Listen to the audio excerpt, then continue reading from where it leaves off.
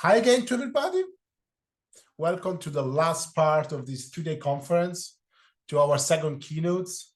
Yesterday, we had a funeral director from Padua. It was a very interesting meeting with him.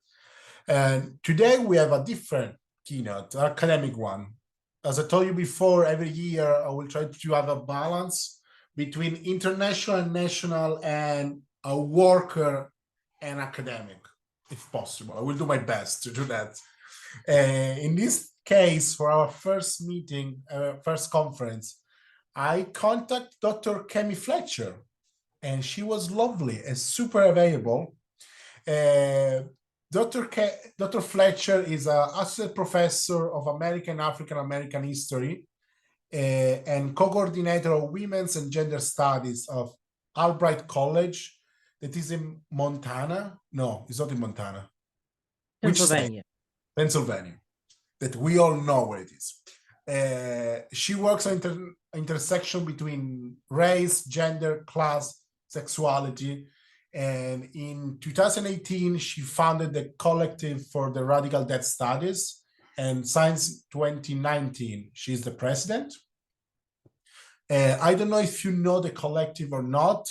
For this reason, I asked her to be part of this event so she can talk about what is this collective and what they do, why are they so special, why I think they're important, what they do, and what we can learn as Italian. Just before you, we had a presentation about migrants in Lampedusa and this kind of representation. And so we have discussion about that. So for in Italy, the situation between migrants in Italy, but not only that, and Afro-American communities and minorities in the US, there are some connection, some reflection that I think would be very useful for us. And a research center on African-American burial grounds, Black female and male undertakers, and contemporary Black grief and mourning. Now she is doing a project on African-American funeral service works and how they work on the national culture keepers, how ritual have been recreated, disrupted, reconceptualized, this is so hard, abandoned and sustained during the pandemic. Now the time, the space is all yours. Thank you so much. I really appreciate that, Giorgio.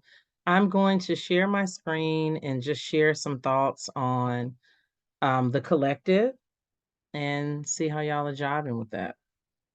Okay, I'm gonna find it. There we go. Share.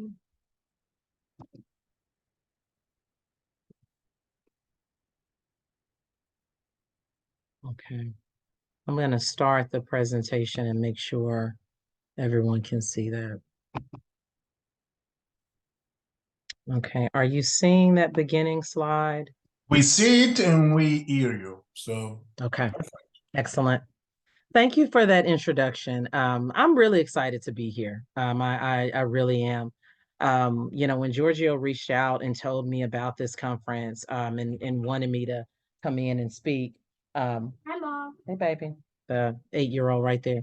And wanted me to come in and talk about what CRDS is doing. I was thrilled. I really, really am. As he just said, I'm a historian. I'm at Albright College, but I will be taking a new position at Goucher College, where I will be the associate professor of the historian of African diaspora. So really broadening my research there. They're grappling with being on a plantation. And so I'm excited to bring that work in the classroom, in the curriculum, and do public facing work as well, and also take a leadership in Africana studies. So feel free to reach out to me. My email, Cami@radicaldeathstudies.com. I'm still on Twitter, X, still active at Cami Fletcher 36. So this is what I am, and this is what I'm up to. So how did I get here?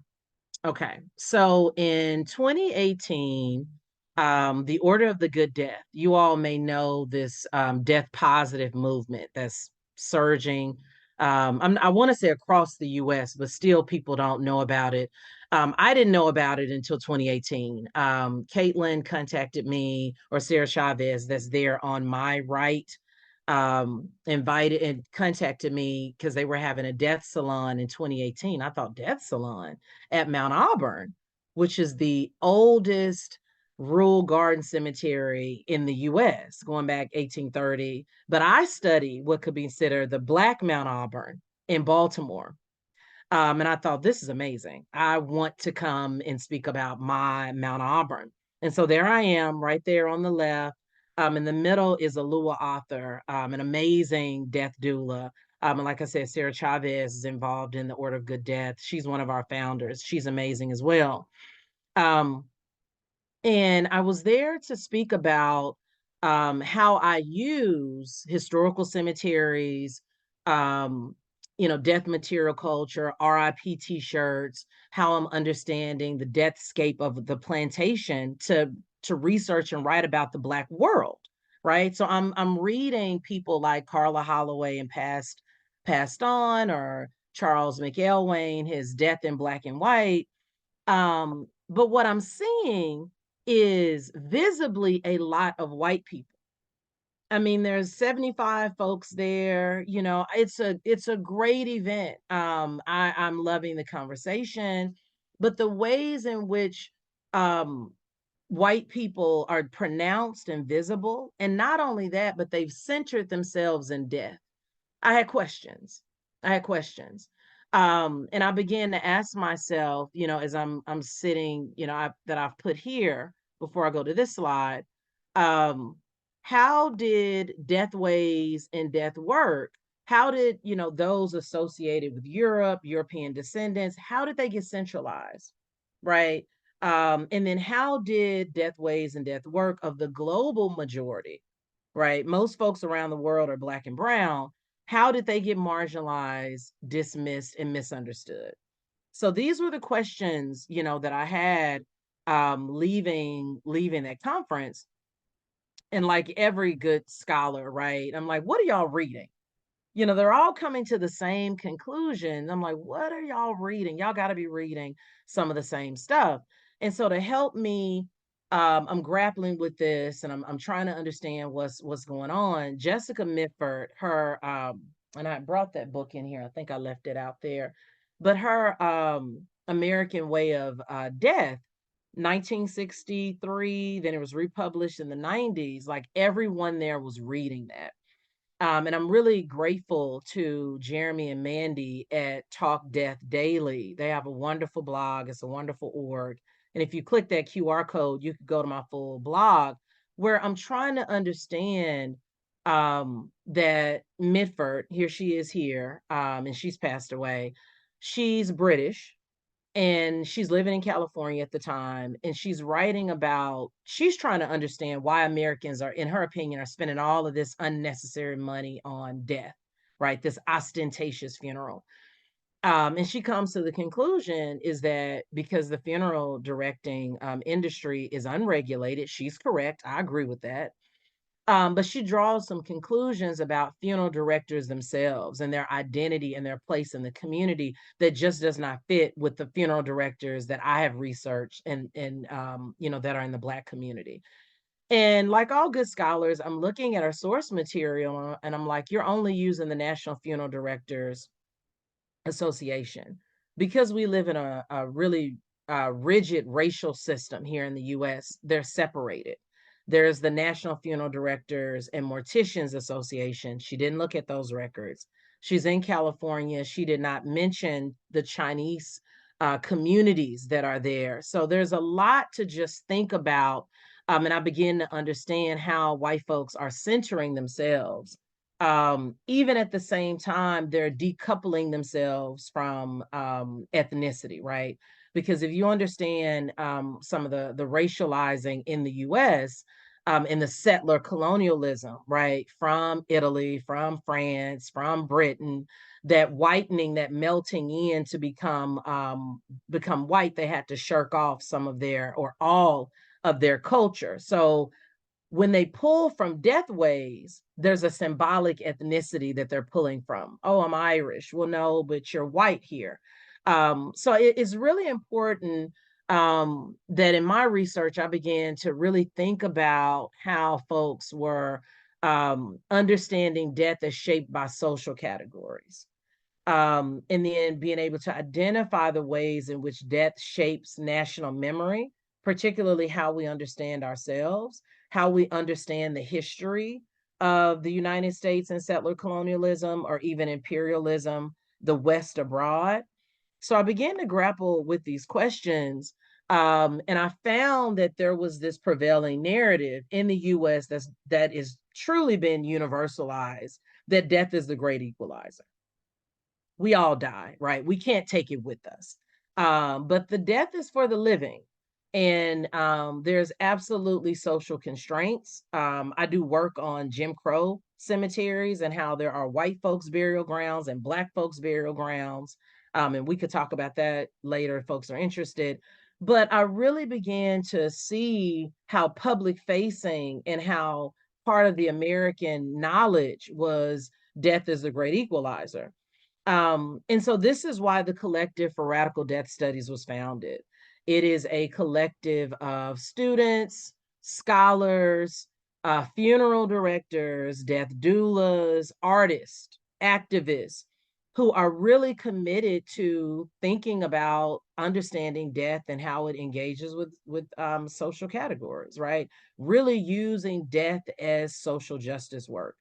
And if you click on this QR code, you'll go directly to our website, radicaldeathstudies.com, and just see how we are engaging the public, with this idea. And so here are the founders.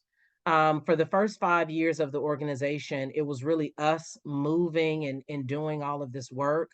And our mission was to decenter whiteness. That is a big ask, right? Like, how are we doing this? And so we are a 501c3 nonprofit organization that really uses education. And it's not just being a scholar with a PhD. And we use the word expert as how you have acquired this knowledge, right? Is this part of your culture? Have you been doing this work in the community for years? But being an expert, right?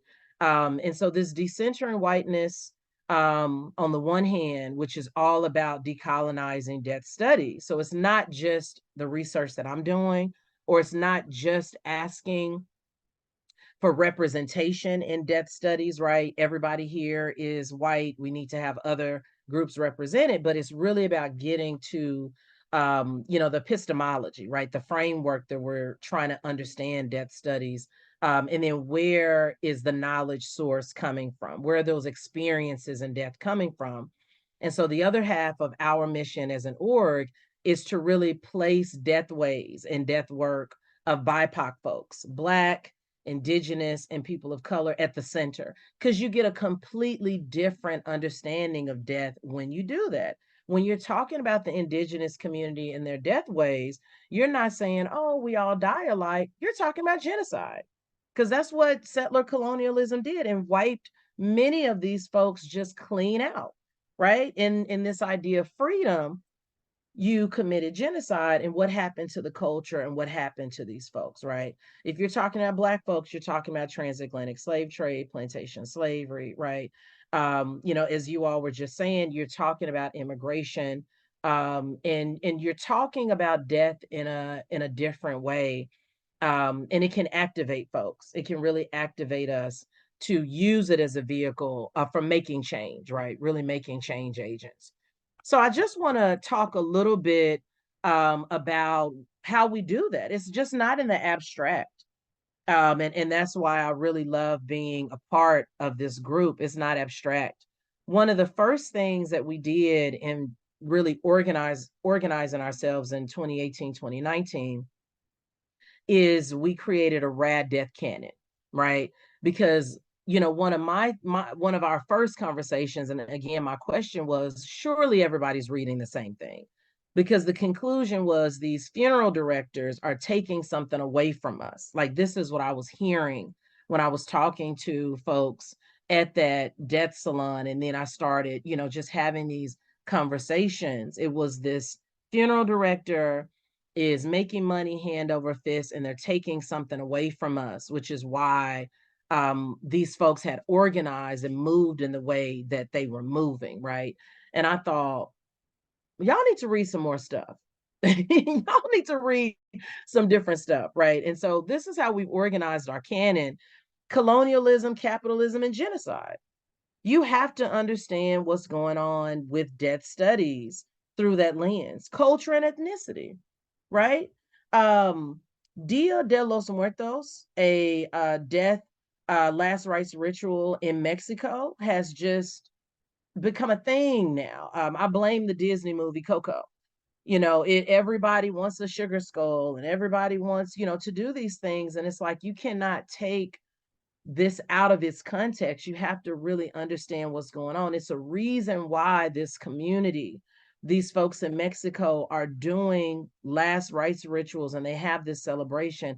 It's tied to their community. And so understanding culture will help you understand death ways. Because in many, you know, as many scholars argue, when these European settlers came over to the US, they lost their culture because they melted in to become a race, which is white, and they lost that. But there's a symbolic ethnicity, you know, that they have that you can kind of pull out for certain things. But there's something going on there that we need to talk about.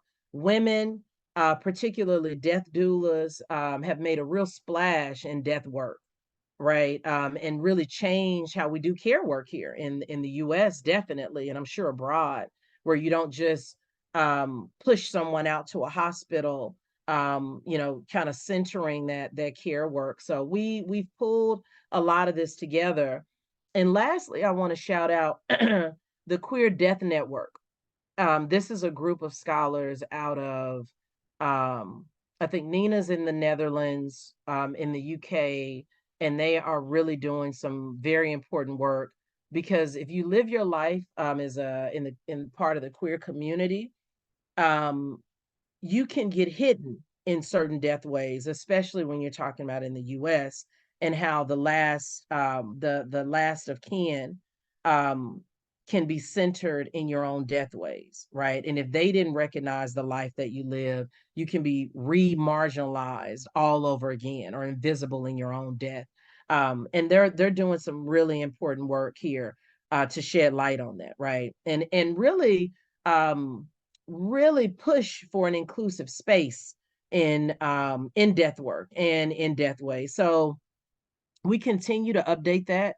We have some folks on our e-board too, particularly who are librarians, who you can send us, you can email us suggestions for our canon. We're always adding things. We have you know, guidelines to say this is what we are looking for when we're talking about decolonizing death studies and our canon. So I wanted to spend time on that because that's really important to what we're doing. And then also this public facing work, we have something called Rad Death Reads, where experts in various capacities, like I say, come, and for a whole month, um, it's really a class because there's a micro syllabus that's created with all types of learning materials. And for a whole month, you know, I led one on African American deathways and death work. So every week we were coming in talking about topics, right? There was one where a licensed mortician came in and talked about radicalizing mortuary science. And so each week we're talking about this, decolonizing disability and death studies. We had a professor out of California talking about ableism and police brutality. And someone that's on our board now, Dr. Powell, she came in and talked about making Indian deathways visible and de-eroticizing. So that's something else too that we strive to not just center the US. That's also part of the decolonial work. And we've been doing this since 2020, and we're still doing it. So one that we just finished up in February was Me Again, Black Motherhood Mortality.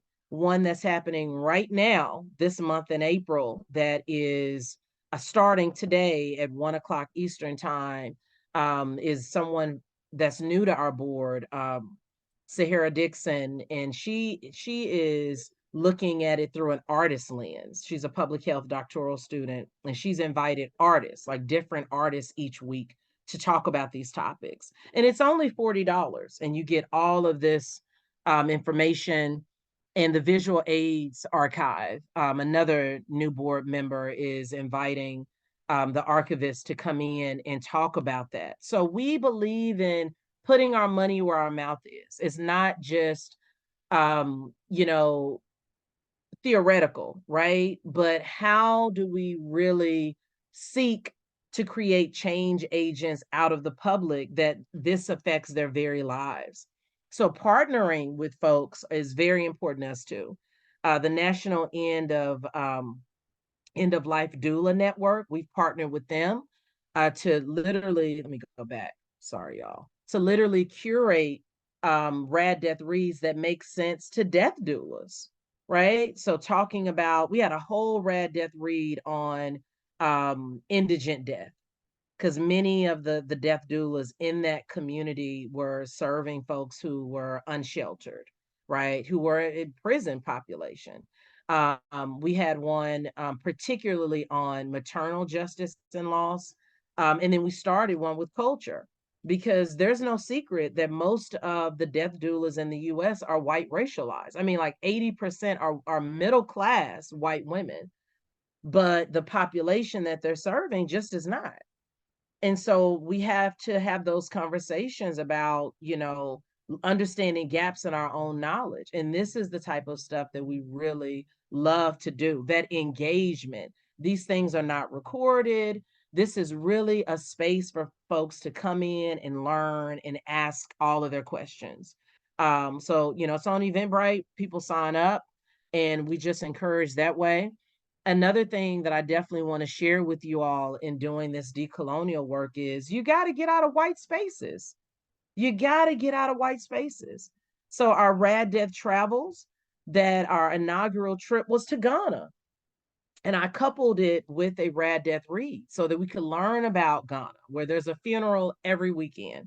What is going on with the Ashanti folks? What does death mean to them? And they were made popular, right? Because this photo of the dancing, what people call dancing pallbearers, really made a splash during COVID.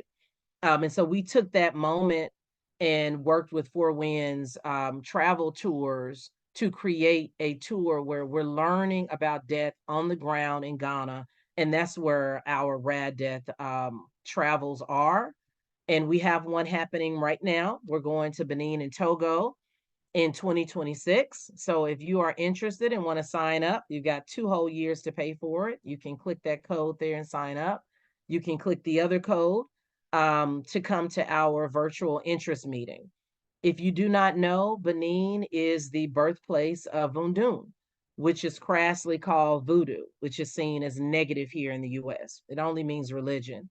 That's another thing about decolonizing death work that we take very seriously in our organization, and a part of our mission is really to unlearn, right? A lot of what colonialism has taught us about historically marginalized groups, and particularly the continent of Africa. There's a lot of myth making and there's a lot of distortion. So we're going to go to Benin, and like I said, learn about Vundun from practitioners. Um, we'll go to what am I trying to say? Some of the sacred spaces and temples there. And we will also go to the universities there, at least one, and hear a talk from scholars who are doing this work. So the same way that Giorgio likes to couple together, I do as well. You just cannot have one without the other. And if you don't know, Benin is also the place of the mighty kingdom of Benin, right? And the Dahomey warriors. You may know the US based film Woman King. And so we're going to learn about this kingdom and who these folks were. And it was also, unfortunately, part of the transatlantic slave trade. So we will go and memorialize and walk the UNESCO slave, trade route. So this is always a full trip of learning. If you want to be a global citizen, if you want to decolonize your knowledge and learn world history, that's really what our trips are all about. You can't do anything more than when you're centering on a trip like this, right? Um, and so then, just kind of leaving with thinking about ways to decolonize death studies, right? Which is just at the crux or the foundation of what I do as a scholar, but also what we do as a group of people um, at the Collective of Radical Death Studies, right? These are things that we've asked ourselves and answered in this way. You have to dismantle Eurocentrism. Eurocentrism cannot be universalism, right? But we've got to dismantle it that frames last rites rituals by pushing to centralize death rituals of communities of color. And we have to call attention to the ways European settler colonialism through plantation slavery, war, genocide has affected death, dying, burial, and last rites. And really, this first one, anytime we have programming that really centers this, it gets folks to take a step back and see that it's not a democratization when you're thinking about death, right? It's really forged in the fires of all of these unsettling things, right? When you're looking at how people are dying, right? The rates at which the mortality rates of certain communities and others. And then the second to the last slide is we have to remove the hyper focus on lawn, rural garden, New England burial grounds. Definitely if we're talking about the US, right? And I'm happy to report that NAGPRA, the National Association of, or the National something, but it's related to protecting indigenous burial grounds that for years have just been anthropology, archaeology, fields like that, have just dug up these folks and put them in museums. And so these communities, these indigenous communities are saying that's wrong. They've always been saying that. We want our stuff back. And so finally, there is at least some law that's trying, and it's problematic, but there's at least some law in this country anyway that is really trying to protect and uphold that. And I know here in the Americas, when the Indian, and sadly, that's what it was called, these Indian boarding schools, a graveyard in Canada was uncovered, and folks could not believe that there was a cemetery connected to a school. But I'm like, y'all don't understand genocide. These kids were never meant to go back home. And so because of that kind of public outcry, folks are asking more questions about, well, why isn't this part of our understanding? Why don't I know about these other spaces? Why are we protecting these spaces? Just what's going on there. And the same thing is going on with historically Black cemeteries. And one of the last things really is more recent, decolonizing death studies, pull this down, raising an awareness of the systematic oppression that undergirds mortality and fatality of marginalized groups and people of color. And we've had members on our board, all of us, we made a statement about what's going on in Gaza, about what's going on in Palestine and Israel. And it is, y'all, we're all a part of this world. Y'all see what's going on. But we, as we always do at CRDS, took this moment let's learn something. So we had a couple of teach-ins and it was packed. We had 200 plus people. I'm a scholar and I have not seen many spaces on college campuses that are willing to have this conversation.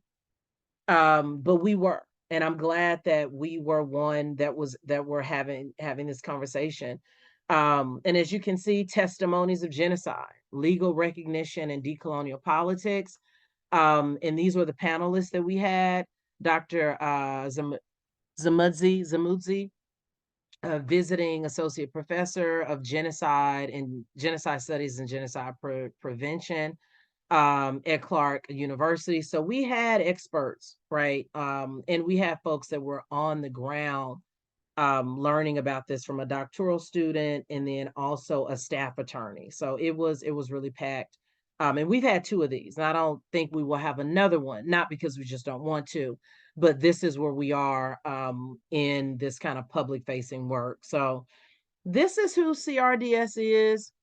I am at the end of my presentation. I will stop sharing my screen, and I want to thank y'all for your time. I know you've had a long day, so thank you so much. Thank you to you. Thank you. If you want to take more time, you can if you want. Up to you. Otherwise, okay. No, I'm completely fine. I mean, if there's questions, I'll answer them. If not, yeah. No, I think there will be just a small comment.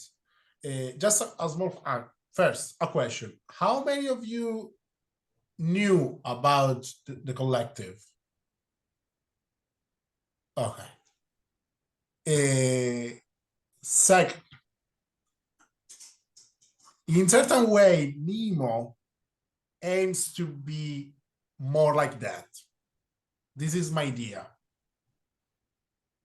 And it's the end of the day, we are not many, but like I know that possibly also Jada will be interested, Chiro will be interested, and I'm going to share the video with all the members and going to be online. But then this is also a good opportunity to tell you, like, now, if you want to help to build something similar with similar ideas of a political use of death studies, to push for a change, push for awareness, to talk about a topic that nobody wants to talk about it, but it's important, not just about that education. I had a discussion with Kemi, like, Kemi, sorry if I'm not calling you Dr. Fletcher, but I'm calling everybody by name. I hope it's not a problem. Okay. I worked this year with about minorities and the issue they're facing in Italy. And I believe that as a scholar, as a worker of a topic that nobody wants to talk about it. And then if we add that plus migrant, plus genocide, plus any kind of other topic nobody wants to talk about it, it becomes our duty to do it even more than before. Then eventually in the future we can discuss if we want to help, if we want to support it, we will see. Now again, we go back. Any question, any comment, any feeling? I don't know. It's up to you now. Because I was just so happy to. Any reflection you want to do? Don't be shy now. Posso andare io, Giorgio? Of course you can. Go. Ciao, Kemi. Thank you for being with us. I would like to share that I'm very impressed that you are with us, because I'm a member of NIDA. I certified as an end-of-life doula during pandemic. So seeing you, I have, like, my heart goes like, I'm very, very impressed, because you were saying that death doulas are bringing a big change in the United States, right? So I'm really, really, thank you very much for bringing your experience and your, all that you're doing overseas, because as a doula, as a certified doula, I'm the only one in international directory through NIDA. I'm trying to open up the conversation on such a profession, but it's very, very different here.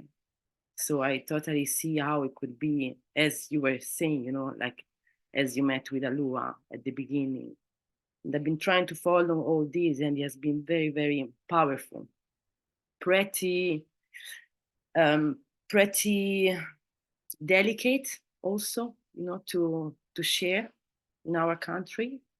So thank you again, and I guess, yes, we'll keep in touch. I apologize if, it has been a very, very long weekend, but with you, when I saw that you were, together with NIDA, I was like, yes, thank you. so that it's happening.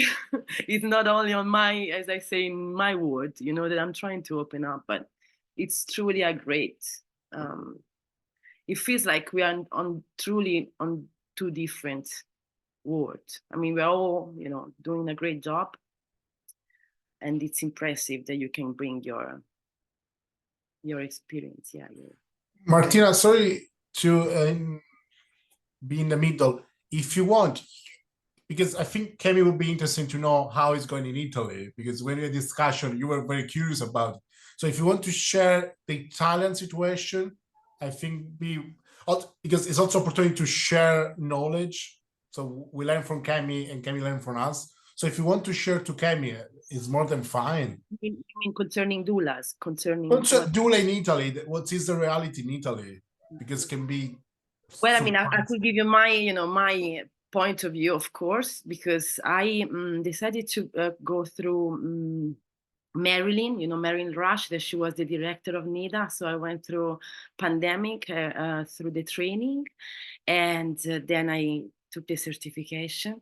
And then I thought, you know, I thought that it was going to be another part of my whole journey through experiences, death, and finding a way to contribute as a professional. In the meantime, things are changing like a lot.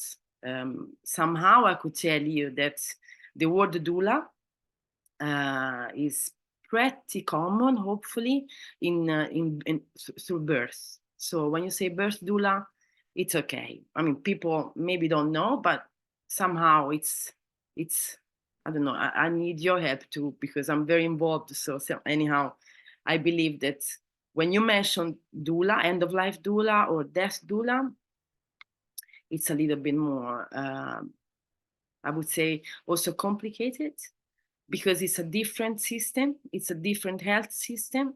So as far as I could, you know, share now, I believe, and on my experience, that it's a cultural change, big cultural change, that I would love to contribute to honor what's the whole origin of being a doula means through, you know, the life cycle. And we were talking about life cycle also with Lucia, that she's a celebrant in English, right? The life cycle celebrant.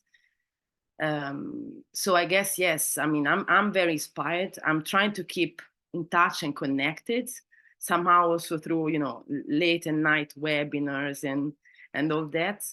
I believe that we need a big change, because at the moment, the service that is given, as far as I understood, by doulas in the States, in Italy is given free by volunteers, because our you know, our system, our health system, when there's no public fund or, you know, a public way through the national health system to give assistance, the system relies on volunteering or no profit when it happens. Because going back to the whole, you know, the whole core, the trouble is that, unfortunately, yet mentioning palliative care, that is different, you know, from the States. You have home care and palliative care. In Italy, we say palliative care. That means to be assisted for free through the health system in hospice or at home. So it's a little bit complicated, but to make it short,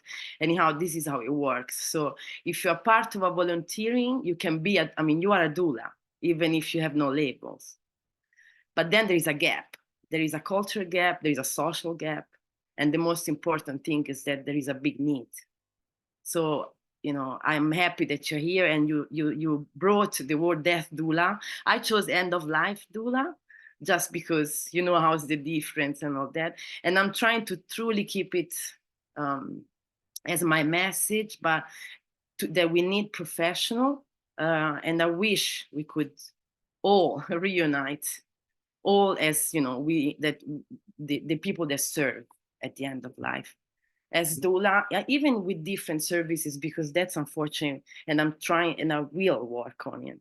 And I'm trying to work on it, on what a doula could be, or what a doula could do, because there's a lot that a doula could do. So So at the moment, I believe that's the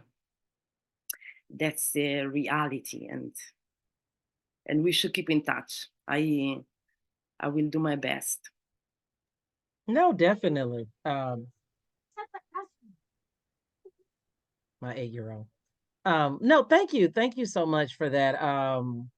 It's so nice to be recognized, right? You know, when people know your work or what's going on. Working with Nita has been great. And you know, I can imagine how you feel the weight of everything. Like, I'm trying to push this system. But I'll tell you, the conversation that we're having, it relates with death doulas or end of life doulas and mortuary science. Um, Mortuary science has to go under a reform in the US because the students are asking different questions than what they're getting in classes. And I say that because they're then looking for other training, and they're going to the death doula, right? The end of life webinars and in those kind of spaces. And they're finding us, they're coming to these spaces.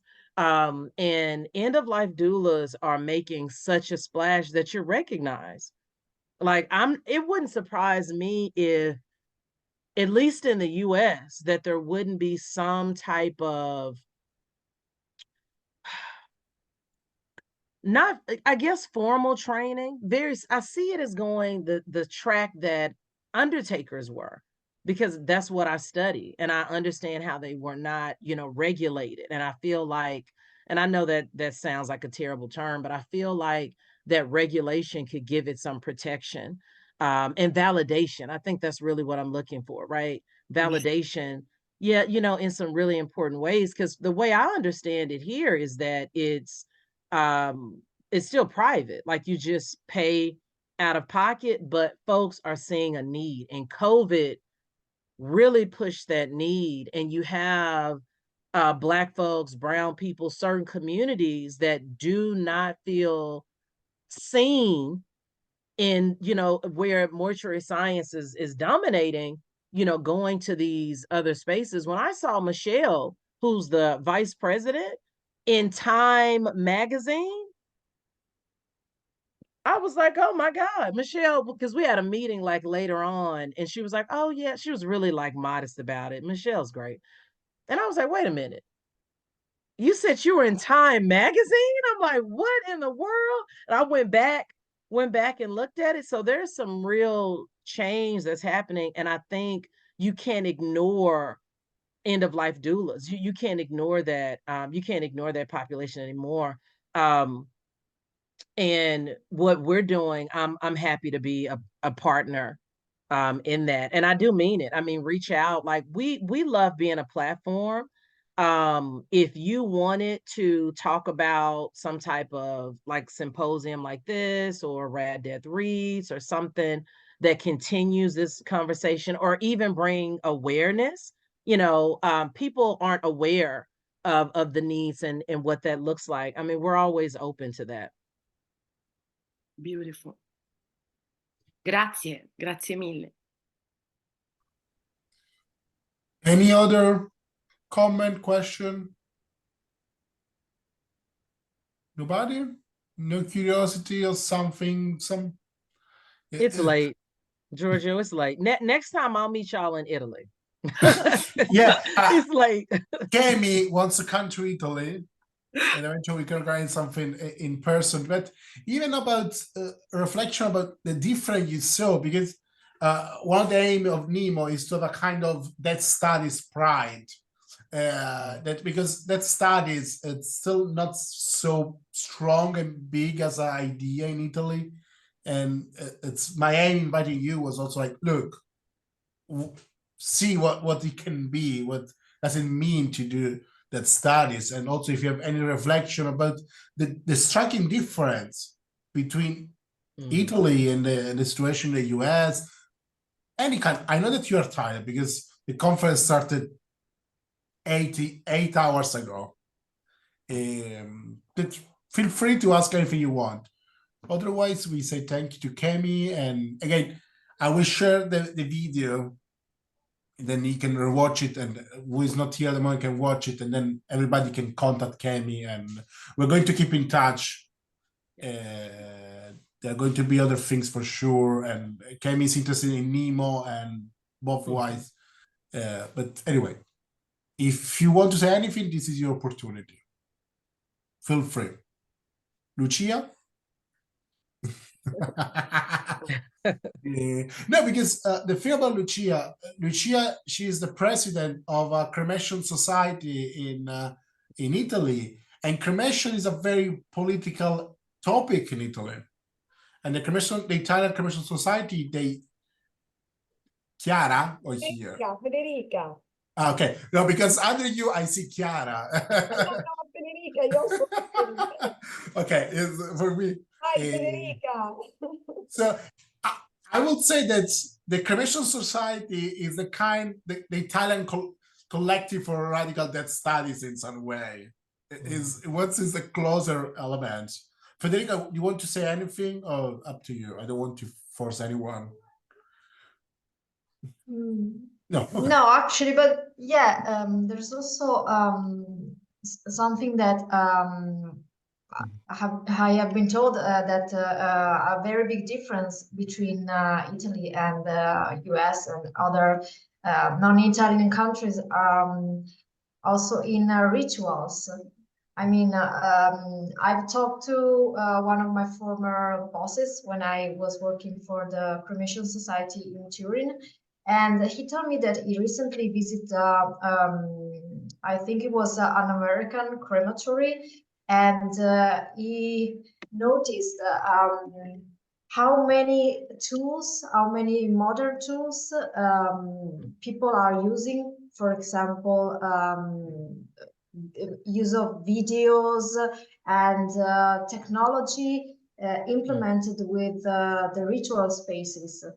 And that's something that we are so far away. We are still working through the making a humanist ritual something that all people can appreciate, can understand, can understand its meaning and can use.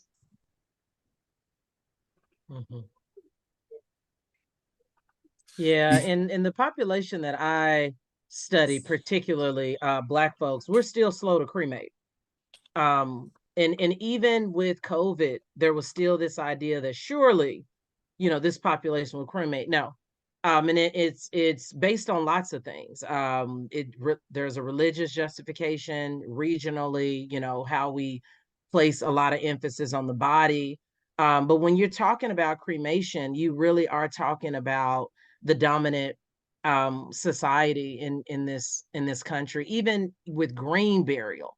This idea of going back to nature and let's save the planet, as if white folk, as if Black folks are the ones who damaged the planet in the first place. So, it's always race and gender and sexuality, particularly because how rigid, like race is very, very rigid in our society. And you can't just jump and buck. And we never had a mixed race experience in the US. Didn't matter how light you looked or whatever.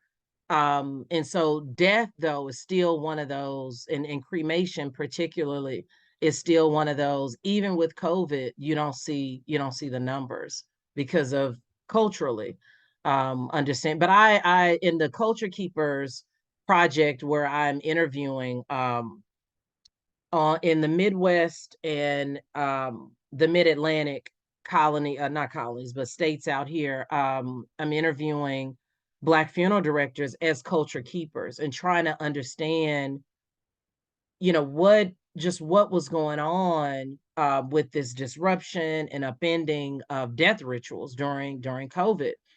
And Mr. Joseph Brown out here in Baltimore is doing some revolutionary stuff with crematoriums. The pricing of it, he's right in the middle of a Black community in Baltimore, how they are being positively responded to. And so I interviewed him and his spouse, who's also a part of it. So they really are not the norm, but he's been invited to lots of places to talk about it. because of his tort and things that, you know, the technology and things that he has, and how it's also, he didn't lose the ceremony of it. And you may be speaking about this too, Federica, because there's a whole like, it's ceremonial when they're closing the curtains or a dove release. And even how the funeral directors are moving, what they're wearing, it has to speak to the ritualism of that moment, and particularly in the Black community. So those are conversations that I've been privy to. But other than that, really, you know, that conversation is kind of left out. And when I engage with, you know, the ideas of the dominant society, there's, you know, why just why aren't Black folks cremating? Right? Why are they having all these expensive funerals? I mean, it's nothing to have a $15,000 funeral. And folks aren't rich. This is not Michael Jackson, you know, who we talking about here. But when you live a marginalized life, right, where white society doesn't want to see who you are, your death becomes that much more important. And so, but you have to be critical of it. Yeah, you know, you've got GoFundMe's for people's funerals. Like RIP t-shirts could cost $50. A regular t-shirt here is $10. So I mean, there's definitely a financial, like, economic element to this that I'm reading about, researching, and understanding. But cremation, not so much. So I'm always interested in learning, you know, about how does what I'm doing relate to other folks and vice versa. So yeah.